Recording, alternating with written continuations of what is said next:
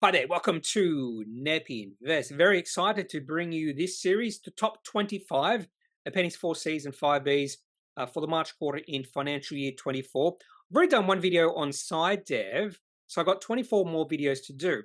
And starting in this particular video, we'll be looking at a few companies that were operating cash flow positive in the March quarter. And that's the sole reason these companies made it into the top 25.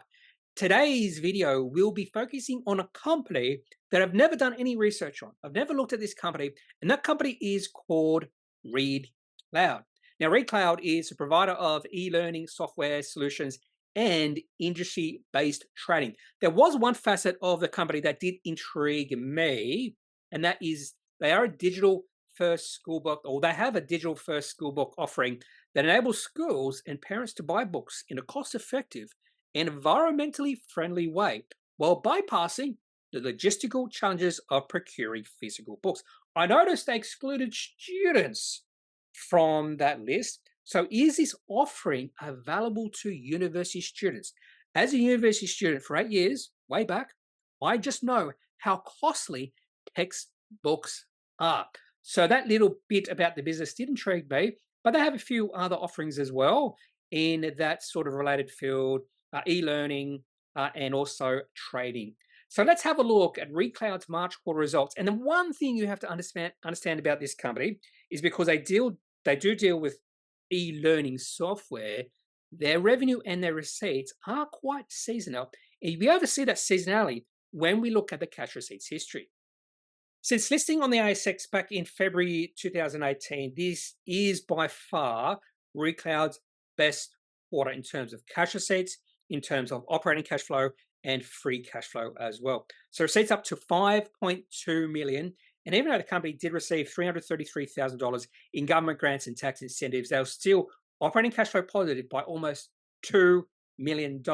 Another thing to like about this company is they're not very capital intensive. In fact, very little capital expenditure.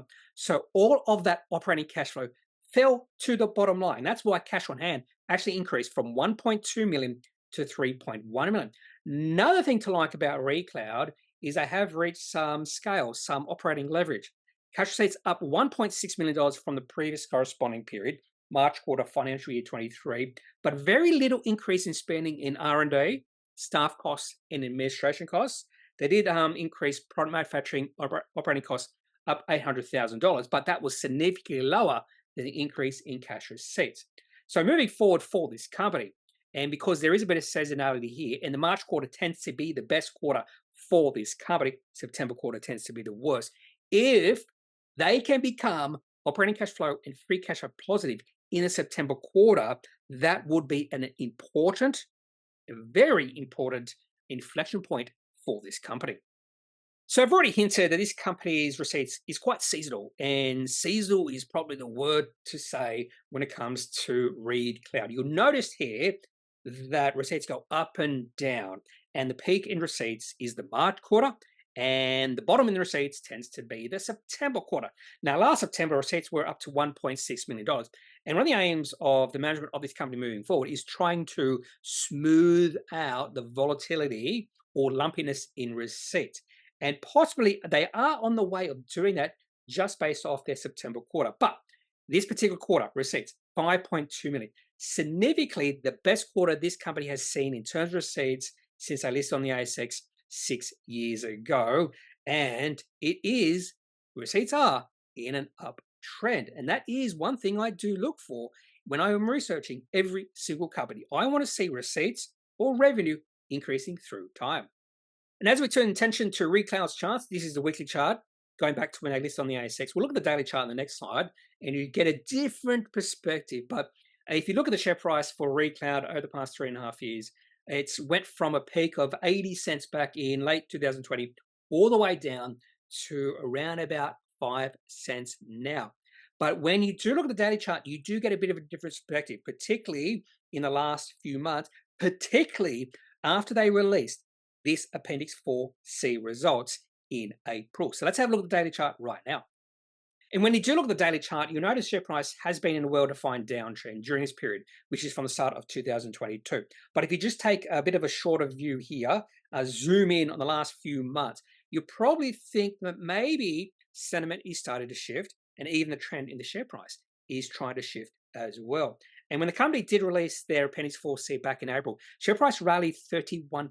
Maybe it was 34. It was 31%. And that's one of the reasons I actually did include this company in this particular series, just based off the market reaction. Now, potentially the market did react because they were operating cash flow and free cash flow positive, and some portions of the market didn't realize this company was seasonal.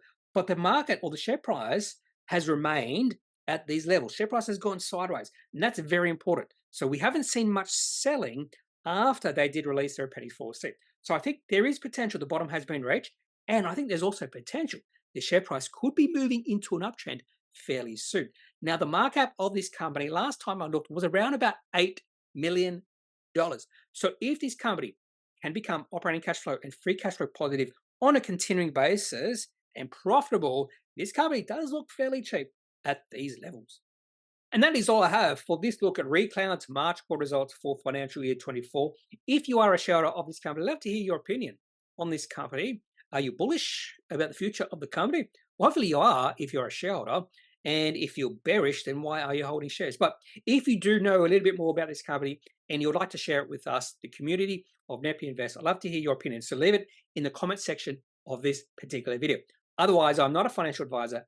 If you do need financial advice, make sure you seek out someone who is qualified and can speak to your own financial needs. That's it for this video. Have a good day. Bye.